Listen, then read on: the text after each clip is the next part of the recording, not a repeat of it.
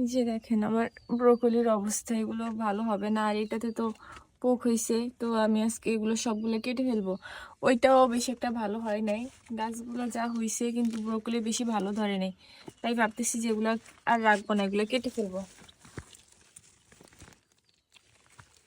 গোড়া থেকে উঠে ফেলে দেখি।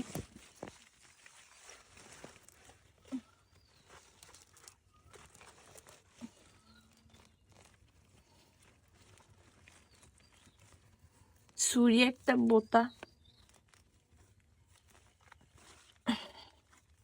এগুলো রেখে কোনো লাভ নাই। তো এগুলো খাওয়াও যাবে না, মানে একটু একটু করে নিয়ে খাওয়া কষ্ট। তাই ভাবলাম যে এগুলোতে বেগুন গাছ লাগাবো আর এখানে এগুলো উঠিয়ে ফেলি। আমার গাজর আর ব্রোকলি এই দুইটাতেই খারাপ অবস্থা হয়েছে, এগুলো আর সামনের বছর করব না। গাজর আর ব্রোকলি এগুলো আমার লস হয়ে গেল। এটা তো অল্প কিছু ধরছে, দেখি এগুলো নিয়ে খাওয়া যায় কিনা।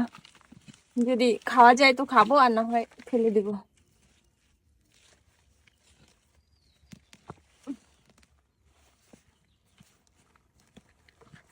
এগুলো আবার সার হিসেবে পচতে দিব, ওগুলা সার হবে আবার। এই এখন এখান থেকে কেটে নিব।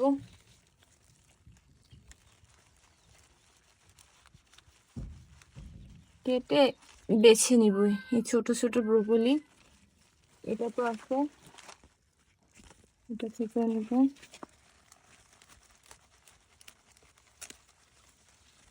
এই যে ভালো যেগুলা সেগুলো যদি নিতে পারি, নিয়ে তারপরে সল্টেড ব্রোকলি করবো আর কি। মানে সিদ্ধ করে লবণ দিয়ে তারপর ভেজে তারপরে খাবো, বা সবজিও করা যায়। দেখি কি করতে পারি। আর এগুলো পচতে দিব।